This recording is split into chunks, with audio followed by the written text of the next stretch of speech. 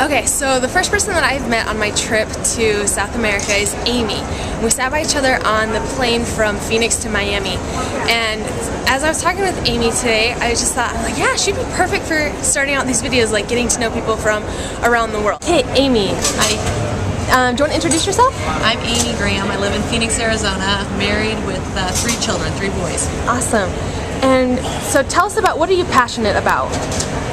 My family primarily. Number 1 would be being married, keeping my marriage, having fun, raising 3 boys in this world. Tell me about your family. I'm one of 10 kids. My mother and father are they're in their 80s, and I'm number 8 out of 10, so big extended family. And then my immediate family again was my husband Patrick, and then my 3 boys, Weston, Henry, and Wyatt, ages 8, 10, and 12. Okay. We haven't been able to get together in a long time, but this Christmas we're actually doing our first family reunion with about 50 of us in Breckenridge, Colorado. Okay, tell me about that.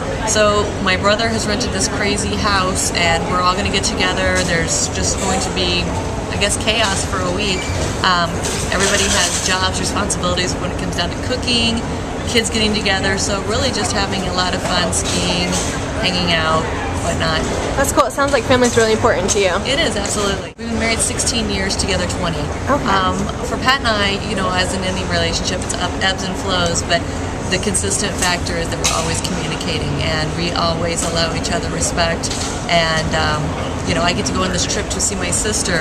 He does guide trips. We do marriage trips where he and I go, and then we also do family trips. And we just keep communication always flowing. Tell me about that communication.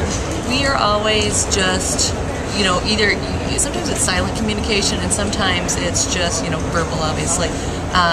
Always talking and always knowing what's going on with the other person, being able to read a person and understanding when they're having a bad day, and knowing how to pick that person up. Sometimes it's just reading body language and saying, you know what, he's not feeling great today. What can I do to make his day better? And not always just putting yourself first, thinking about what other people's needs are. And I think as long as we continue to do that, you know, it's always going to be like that. He and I have kind of made a promise to each other. We're going to be old and sitting on our front porch in our rocking chairs and 80, and we'll never say, you know, we didn't do something or we didn't try something. We both allow each other freedom, and we have a lot of fun and respect for each other. How'd you guys get to that point? Trial and error. Really? Yeah, you know, it's one of those things where it doesn't start out like that. You don't meet somebody and just have this great plan all figured out. But you learn what works with a person, and you learn what doesn't work, you know, through a marriage and time. And you kind of always are molding and shifting and adapting to each other. What does balance mean to you? Oh, balance. There's, you know, balance has to be across the board in your life. There has to be balance with your work, with your raising children, with your marriage, with your physical self, with your spiritual self. I think when you can balance all aspects of life, and it's hard to do, anytime you're trying to do that, something's always going to give. Maybe I focused, like I just did a fitness competition, focused on maybe a little bit on myself, or a lot on myself, shall I say.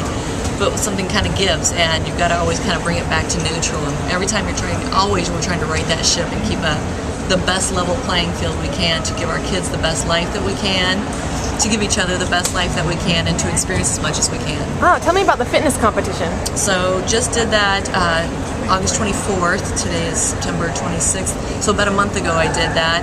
Trained for my first one. I've completed 7 marathons. So I was looking for a new challenge. I'd gained some weight working in the wine industry and needed something to take off weight. So 40 pounds, 4 months I lost. Worked out 2 hours a day, working out, and an hour of lifting. Hour of cardio every day. So doing that, like I said, something gives. So kids needed attention when I was done with that. So again, getting life right back into balance. That's great. What was your motivation to start that challenge? Just wanting to see myself do something that I've never done before, hit a goal that I think I've always kind of had it in the back of my head that would be something that I would enjoy trying to do, and always wanting to see myself at my own personal best. And I feel like I did that. That's awesome. So we talked a little bit about your physical aspects, so let's go to the next. Let's talk about social. Sure. Socially, you know, I work in a fun industry that's very social. I just moved out of a neighborhood where there was probably 30 or 40 different families that we could hang out with on any given weekend. We had people over daily. I think kids were in and out of the house. Couples would come over. We would hang out and cook out and whatnot. And we're always being social. My work in the wine industry, I tend to always be talking people in good moods because they're in buying liquor or wanting to know more about wine, or I'm educating people on wine. So it's always a very social aspect, and I'm hosting wine tastings. You know, people enjoy relaxing, and a lot of times it does revolve around having a glass of wine. So I really get into a lot of people's personal lives by hosting wine tastings, believe it or not. You get to really learn a lot about people, and I feel socially fulfilled always, I think. What is something that you feel you've learned or been learning or working on lately?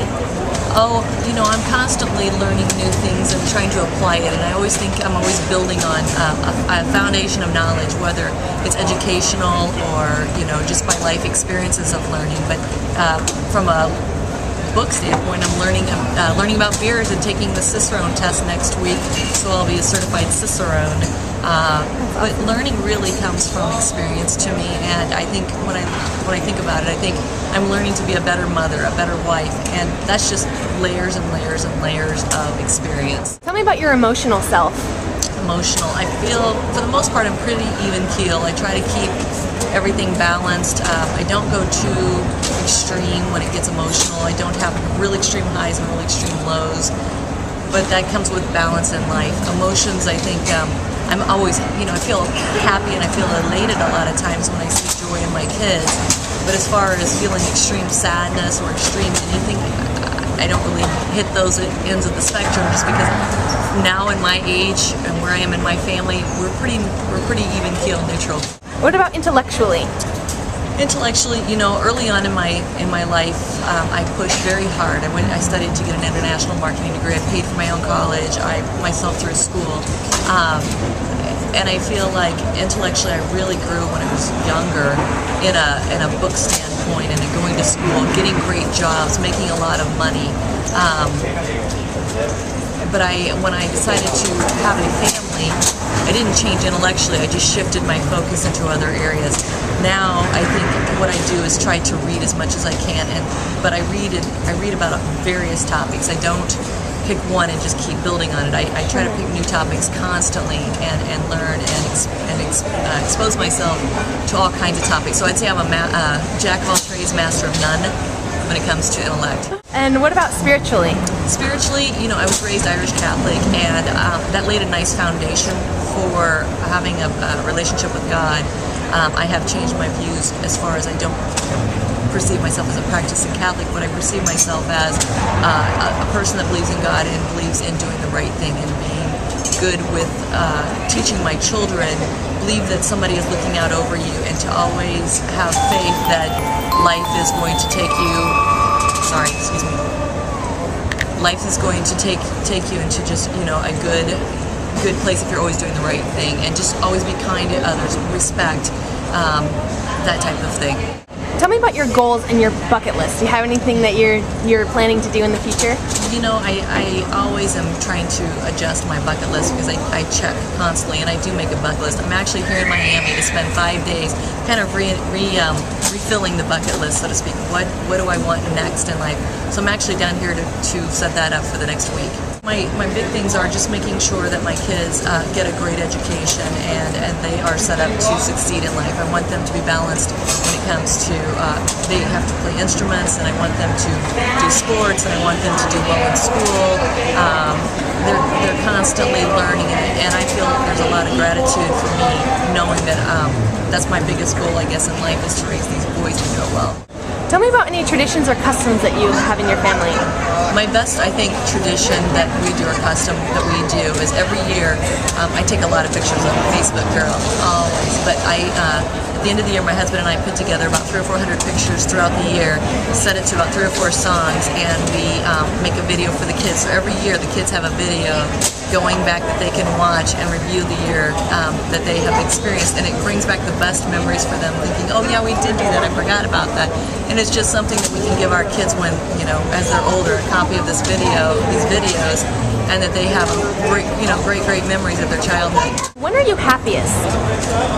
You know, I think sometimes it's funny, at home at the end of the day, in bed, when I know everybody's under the same roof. My dog, my 3 boys, my husband, and we'll sit there and we'll have a glass of wine and we'll just relax and enjoy it and just be able to hang out under the same roof together.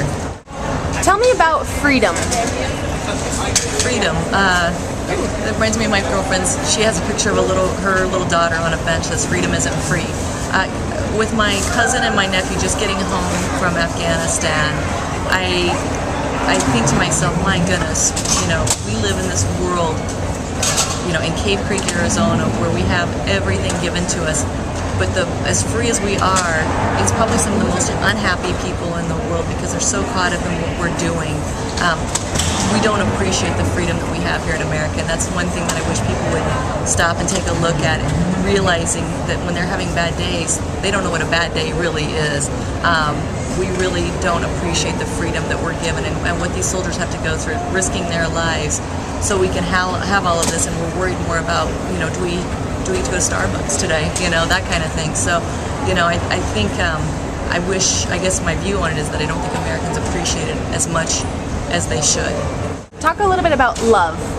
Love is something that you think at first when you're young, it's, when you meet a guy and you're so excited about it, and the first 6 months is so much fun, but love really, really is something that grows over such a long time, and it's something that is built on it, and it gets down to having this amazing companionship and feelings for the people around you that you've spent so much time with. When you are able to get to the level where I feel like I'm blessed to be, there aren't words that describe it. It's just that feeling in your heart that my gosh, my life it couldn't be any better because this person's in it. These children are in it. And tell me about humor. Humor is one of those things that seems to gets us through every day. With my boys, listening last night, sitting around the couch watching TV, and just listening to them just belly laugh over something they were doing, and I had no idea what they were doing, but watching them belly laugh and then playing games and belly laughing at each other, it just gives you the best feeling in the world.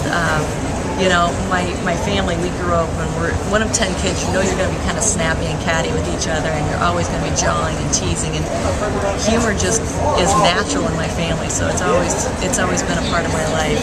But with my kids, I watch it, and their humor is so different than the way I grew up. But it's great to see that they have their own little relationships, and what makes them happy is just something I don't necessarily understand, but I appreciate it. And is there anything else that you feel like, anything you might say?